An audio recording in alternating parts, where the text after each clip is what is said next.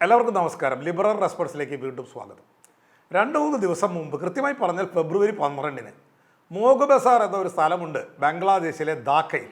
അവിടെ വർണ്ണാഭമായ തലപ്പാവ് വെച്ച കുറേ കാക്കാന്മാർ ഒത്തുകൂടി. നല്ല വില കൂടിയ ഔദിൻ്റെ സുഗന്ധത്താൽ പൂരിതമായിരുന്നു അന്തരീക്ഷമെന്ന് ഹിന്ദു പത്രലേഖകൻ റിപ്പോർട്ട് ചെയ്തു. അവരെല്ലാം ജമാഅത്തെ ഇസ്ലാമിയുടെ പ്രവർത്തകരായിരുന്നു. ബംഗ്ലാദേശിൽ ഈയിടെ നടന്ന ഇലക്ഷനിൽ അവരല്ല വിജയിച്ചത്. പക്ഷേ അവർക്ക് 77 സീറ്റ് കിട്ടി, 31.76% വോട്ടും. ഇപ്പോൾ മുഖ്യ പ്രതിപക്ഷമാണ്. അടുത്ത തവണ ഭരണപക്ഷത്ത് വന്നാൽ ബംഗ്ലാദേശിനെ ഒരു പരിപൂർണ ഇസ്ലാമിക രാഷ്ട്രമാക്കി മാറ്റാം എന്ന് അവർക്കറിയാം. അതാണ് അവിടെ കൂടിയിരിക്കുന്ന എല്ലാവരുടെയും സന്തോഷത്തിൻ്റെ കാരണം. അവർ കൂട്ടപ്രാർത്ഥന തുടങ്ങി. അത് കഴിഞ്ഞ് വയറ് നിറച്ച് കച്ചി ബിരിയാണി കഴിച്ചു, ബുർഹാനി കുടിച്ചു. 2024 വരെ ബംഗ്ലാദേശ് ഭരിച്ചിരുന്നത് ഷേഖ് ഹസീനയായിരുന്നു. അവരുടെ പാർട്ടിയുടെ പേരാണ് അവാമി ലീഗ്. ഷേഖ് ഹസീന ജമാഅത്ത് ഇസ്ലാമിയെ നിരോധിച്ചിരുന്നു. ഇന്ത്യയിലേക്കാൾ കൂടുതൽ യുക്തിവാദികളും സെക്കുലറിസ്റ്റുകളും ഉള്ള നാടാണ് ബംഗ്ലാദേശ് എന്ന് പറഞ്ഞാൽ അത്ഭുതപ്പെടേണ്ടതില്ല. പ്രവാചകനെ നിന്ദിക്കുന്നു എന്ന പേരിൽ യുക്തിവാദികളെ ഓരോരുത്തരായി വെടിവെച്ച് കൊല്ലുന്ന ത്രില്ലിൽ ആയിരുന്നു അന്ന് ജമാഅത്തെ ഇസ്ലാമി. ഷേഖ് ഹസീന ഒരു ഏകാധിപതി ആയിരുന്നെങ്കിലും സെക്കുലർ ആയിരുന്നു. സഹികെട്ടാണ് ഹസീന ജമാഅത്തെ ഇസ്ലാമിയെ നിരോധിച്ചത് എന്ന് കാണാം. നിരോധിക്കുക മാത്രമല്ല, ഹസീനയ്ക്കെതിരെ നിലകൊണ്ട പല ആളുകളെയും നാട്ടിൽ കാണാതായി. പല പ്രതിപക്ഷ പ്രവർത്തകരെയും നരകതുല്യമായ ജയിലുകളിലിട്ട് പീഡിപ്പിച്ചു. സെക്കുലറിസം സംരക്ഷിക്കാൻ വേണ്ടി നിയമവിരുദ്ധ പ്രവർത്തനങ്ങളിൽ ഏർപ്പെട്ട ഒരു പ്രധാനമന്ത്രിയായി ഹസീന മാറി. നമ്മൾ ചരിത്രം പരിശോധിച്ചാൽ നമുക്കൊരു കാര്യം മനസ്സിലാവും. സെക്കുലറും ഏകാധിപത്യവും ഒരുമിച്ച് പോകില്ല. അടിയന്തരാവസ്ഥ കാലത്ത് നമ്മൾ ഇന്ത്യക്കാർ അത് കണ്ടതാണ്. നിയമം ലംഘിക്കുന്നവരെ നേരിടാൻ സർക്കാർ നിയമവിരുദ്ധ നടപടികൾ സ്വീകരിച്ചാൽ അതിന് ജനങ്ങൾ നൽകുന്ന ശിക്ഷ ഭീകരമായിരിക്കും. ഇന്ദിരയെ 1977 ഇന്ത്യക്കാർ ഇലക്ഷനിലൂടെ പുറത്താക്കി. ഹസീനയെ 2024 ബംഗ്ലാദേശുകാർ നാട്ടിൽ നിന്ന് ഓടിച്ചു വിട്ടു.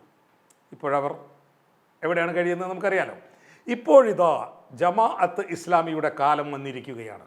അവർക്ക് ബംഗ്ലാദേശിനെ ഇസ്ലാമിക രാഷ്ട്രമാക്കാവുന്ന തരത്തിലുള്ള ഭൂരിപക്ഷം കിട്ടിയില്ല എന്നുള്ളതാണ് ആശ്വാസം. പക്ഷേ എന്നെങ്കിലും കിട്ടും. അന്ന് അങ്ങനെ ആക്കി മാറ്റാനുള്ള തയ്യാറെടുപ്പുകൾ തുടങ്ങി വയ്ക്കാൻ അവർക്ക് ഈ ജനവിധി സഹായകരമായിട്ടുണ്ട്. ഹസീനയുടെ പീഡനം പേടിച്ച് UK മുങ്ങിയ അഭിഭാഷകനായിരുന്നു മുഹമ്മദ് ഫക്രുൽ ഇസ്ലാം. 1.5 പതിറ്റാണ്ടോളമായി ഇംഗ്ലണ്ടിൽ ഇരുന്നാണ് പുള്ളിയുടെ പ്രവർത്തനം. ഷെയ്ഖ് ഹസീന ചെയ്തതും ചെയ്യാത്തതുമായ കാര്യങ്ങൾ നുണബോംബുകളായി ബംഗ്ലാദേശിലേക്ക് അയക്കുകയായിരുന്നു അദ്ദേഹം. വിവേചനം, പീഡനം, നാടുകടത്തൽ എന്നീ പ്രമേയങ്ങളെ അടിസ്ഥാനമാക്കിയാണ് അദ്ദേഹവും ജമാഅത്തെ ഇസ്ലാമിയും അവരുടെ ഇരവാദം പ്രചരിപ്പിച്ചുകൊണ്ടിരുന്നത്. തങ്ങൾക്ക് നാട്ടിൽ വരാൻ കഴിയാത്തതിന് കാരണം ഹസീനയുടെ ഏകാധിപത്യമാണ് എന്ന് അവർ പ്രചരിപ്പിച്ചു. ഫക്രുൽ ഇസ്ലാം പറയുന്നത് ഹസീനയ്ക്ക് പിന്തുണ നൽകിക്കൊണ്ട് ഇന്ത്യ വരുത്തിയ തെറ്റുകൾ ഇന്ത്യ തന്നെ അംഗീകരിക്കണമെന്നാണ്. ഇസ്ലാമും കൂട്ടരും ഇപ്പോൾ അവരെപ്പറ്റി സ്വയം അവതരിപ്പിക്കുന്നത് ഇസ്ലാമിസ്റ്റുകളായിട്ടേ അല്ല, അവർ ഒരു അടിച്ചമർത്തൽ ഭരണകൂടത്തെ അതിജീവിച്ച ആളുകളായിട്ടാണ്. ചെകുത്താൻ ഏത് രൂപത്തിലും വരും എന്ന് നമ്മൾ മനസ്സിലാക്കണം. ഹസീന വീണപ്പോഴാണ് പല നേതാക്കളും പത്രങ്ങളും പൊന്തിയത്. അതുവരെ മുങ്ങിയിരിക്കുകയായിരുന്നു. 2024 സെപ്റ്റംബറിൽ ആരംഭിച്ച പത്രമാണ് അമർദേശ്. അതിൻ്റെ എഡിറ്റർ മറ്റൊരു ഇസ്ലാമിസ്റ്റാണ്. അയാളുടെ പേര് മുഹദൂർ റഹ്മാൻ. തീവ്രവാദവും ഇസ്ലാമിസവും കൊണ്ടൊരു ജനാധിപത്യത്തിനും വെച്ചു പൊറുപ്പിക്കാൻ പറ്റാത്ത ഒരു പത്രക്കാരനായിരുന്നു ഈ മുഹമ്മദൂർ റഹ്മാൻ. ഹസീന ഭരിക്കുമ്പോൾ പുള്ളിയും മുങ്ങിയിരിക്കുകയായിരുന്നു. 5.5 വർഷത്തിന് ശേഷം ഇസ്താംബൂളിൽ നിന്ന് പുള്ളി ധാക്കയിലേക്ക് തിരിച്ചെത്തിയപ്പോൾ വലിയ ഒരു പൊതു സ്വീകരണ ചടങ്ങ് നടന്നു. ആ ചടങ്ങിലാണ് ഇസ്ലാമിസ്റ്റ് വിദ്യാർത്ഥി നേതാവായ ഷെരീഫ് ഉസ്മാൻ ഹാദി എന്ന ചെറുപ്പക്കാരൻ ബംഗ്ലാദേശുകാർ ആദ്യമായി അയാളെ ശ്രദ്ധിക്കുന്നത്. ആ ഹാദി 2025 ഡിസംബറിൽ ധാക്കയിൽ വെച്ച് കൊല്ലപ്പെട്ടു. ബംഗ്ലാദേശിനോടൊപ്പം ഇന്ത്യ മുഴുവൻ ചർച്ച ചെയ്യപ്പെട്ട ഒരു കൊലപാതകമായിരുന്നു അത്.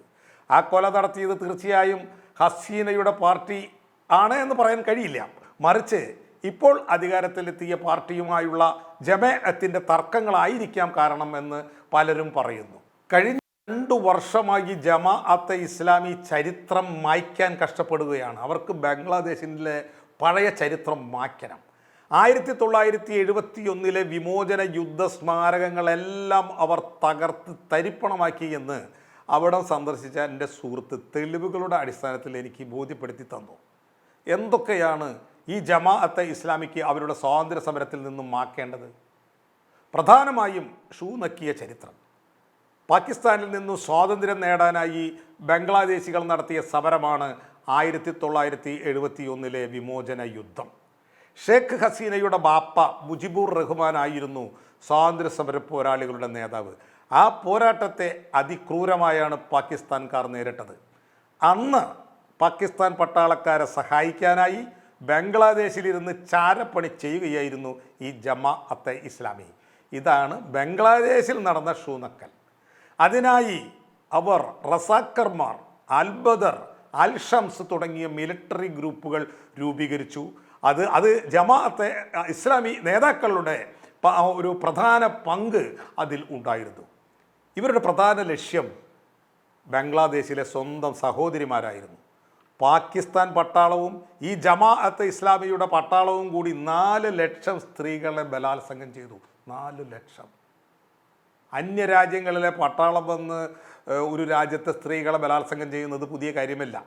എങ്കിലും യുദ്ധം എന്ന സൗകര്യം ഉപയോഗിച്ച് സ്വന്തം നാട്ടിലെ പെണ്ണുങ്ങളെ ബലാത്സംഗം ചെയ്യുന്നത് ഒരു സർവകാല റെക്കോർഡായി ഇന്നും ജമാഅത്തെ ഇസ്ലാമിക്ക് ഇവിടെ പേരിൽ നിലനിൽക്കുകയാണ്. ആ റെക്കോർഡ് ആർക്കും ഇതുവരെ ഭേദിക്കാൻ കഴിഞ്ഞിട്ടില്ല. മതരാഷ്ട്രവാദികൾ ആദ്യം ലക്ഷ്യം വയ്ക്കുക സ്ത്രീകളെയാണെങ്കിൽ രണ്ടാമത് അവരുടെ ലക്ഷ്യം അറിവ് ആണ്. അറിവുള്ളവരെ അവർക്ക് കണ്ടുകൂടാ. അവരുടെ മതപുസ്തകത്തിലെ അറിവല്ല ഞാൻ ഉദ്ദേശിക്കുന്ന അറിവ്, മറിച്ച് ഡോക്ടർമാരുടെയും അധ്യാപകരുടെയും എഴുത്തുകാരുടെയും അറിവ്. ബംഗ്ലാദേശിലെ പ്രമുഖ ബുദ്ധിജീവികളെ മുഴുവൻ അവരന്ന് തിരഞ്ഞു പിടിച്ച് കൊലപ്പെടുത്തി. 2009 ശേഷം ഷേഖ് ഹസീനയുടെ നേതൃത്വത്തിൽ അധികാരത്തിൽ വന്ന അവാമി ലീഗ് സർക്കാരാണ് ഇതിനൊരു പ്രതികാരം ചെയ്തത്. 1971 ജമാഅത്തെ നടത്തിയ ക്രൂരതകൾക്ക് പകരം ചോദിക്കുന്നത് അവരാണ്. അന്ന് ജീവനോടെ ബാക്കിയുണ്ടായിരുന്ന ചില ജമാഅത്തുകാരുണ്ട്. മോട്ടിയൂർ റഹ്മാൻ നിസാമിയെ പോലുള്ള അതിക്രൂരന്മാരായിരുന്ന പ്രമുഖ ജമാഅത്ത് നേതാക്കളെ ഹസീന തൂക്കിലേറ്റുകയും അല്ലെങ്കിൽ ജയിലടയ്ക്കുകയും ചെയ്തു. ഇതാണ് ഹസീനയ്ക്കെതിരെയുള്ള ജമാഅത്തിൻ്റെ പുതിയ തലമുറയുടെ രോഷത്തിൻ്റെ കാരണം. ഈ പുതിയ തലമുറയിൽപ്പെട്ട പലരും ബലാത്സംഗത്തിൽ ജനിച്ചവരായിരിക്കാൻ വഴിയുണ്ട്. ഗർഭനിരോധന ഉറ ഉപയോഗിച്ചിട്ടൊന്നുമല്ലല്ലോ ഇസ്ലാമിസ്റ്റുകൾ ബലാത്സംഗം ചെയ്യുന്നത്. 4 ലക്ഷം സ്ത്രീകളാണ് അന്ന് ഇരകളായിട്ടുള്ളത് എന്ന് നമ്മൾ ഓർക്കണം. അപ്പോൾ ജമാഅത്തെ ഇസ്ലാമിക്ക് പലതും ചരിത്രത്തിൽ നിന്നും മാറ്റാനുണ്ട് എന്ന് നമുക്ക് മനസ്സിലായല്ലോ.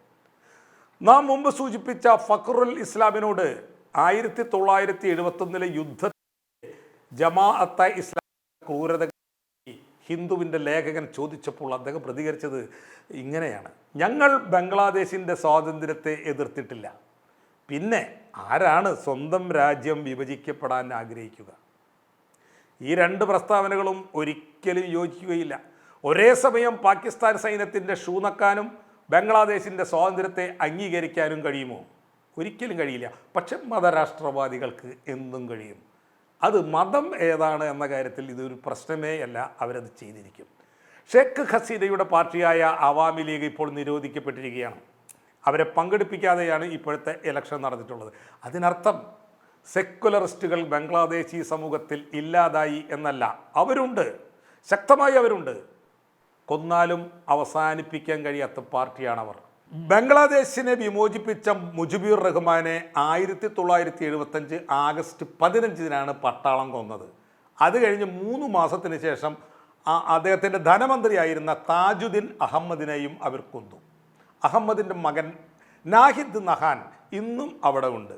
ജമാഅത്ത് പ്രവർത്തകർ ബിരിയാണി തിന്ന് കൂട്ടപ്രാർത്ഥന നടത്തിയ നമ്മൾ ആദ്യം പറഞ്ഞ മോഗ് ബസാറിൽ നിന്ന് 5 കിലോമീറ്ററുകൾക്കപ്പുറം ധനമൊണ്ടി എന്ന സ്ഥലത്താണ് ഈ അഹമ്മദിൻ്റെ മകൻ ഇപ്പോൾ ജീവിക്കുന്നത്. അദ്ദേഹം ഹിന്ദു ലേഖനോട് പറയുകയാണ്, വേണ്ടി വന്നാൽ ഇനിയും ഒരു യുദ്ധം ഞങ്ങൾ നടത്തും, യുദ്ധം ഒഴിവാക്കാനാകില്ല. നഹാൻ രാജ്ഷാഹിയിലെ അവാമി ലീഗിൻ്റെ ഒരു കൗൺസിലറായിരുന്നു. ജനക്കൂട്ടത്തിൻ്റെ ആക്രമണത്തിൽ അദ്ദേഹത്തിൻ്റെ വീടും സ്വത്തുക്കളും നഷ്ടപ്പെട്ടു. എന്തായിരുന്നു ഷേഖ് ഹസീനയുടെ പ്രശ്നങ്ങൾ? നഹാൻ പറയുന്നത് കേൾക്കുക. തുറന്ന അഭിപ്രായങ്ങളോട് ഹസീന അങ്ങേയറ്റം അസഹിഷ്ണുത പ്രകടിപ്പിച്ചു.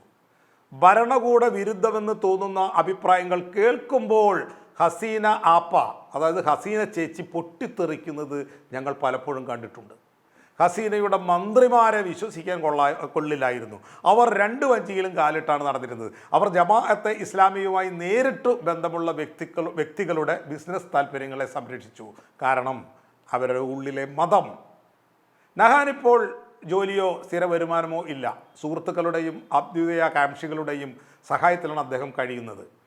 അവാമി ലീഗ് ഞങ്ങൾക്ക് വെറുമൊരു രാഷ്ട്രീയ പാർട്ടിയല്ല, അതൊരു വികാരമാണ്.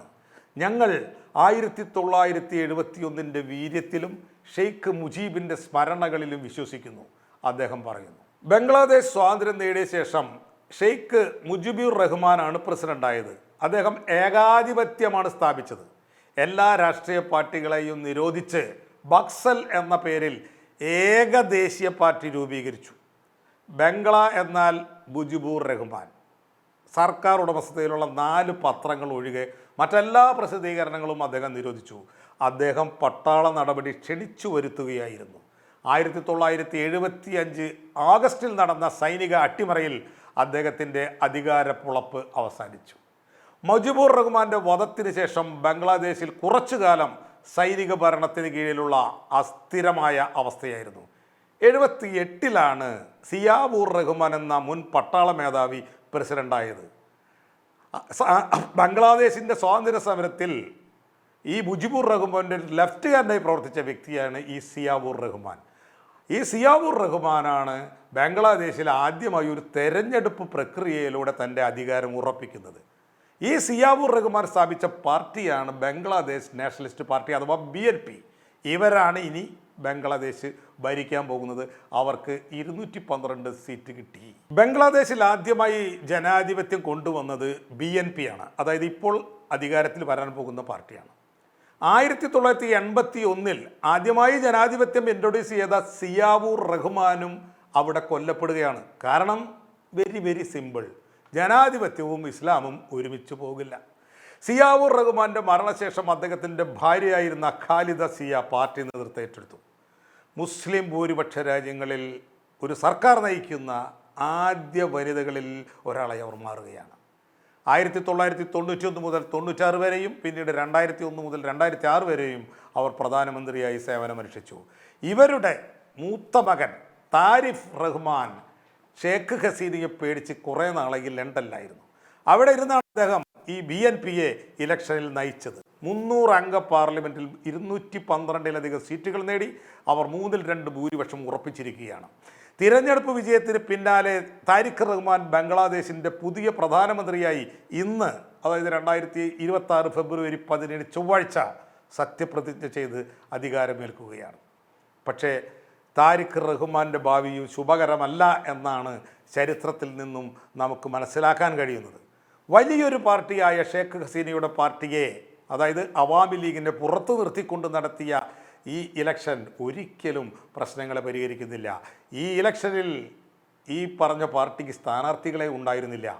അപ്പോൾ അവരുടെ അനുഭാവികൾ ആർക്കാണ് വോട്ട് ചെയ്തത്?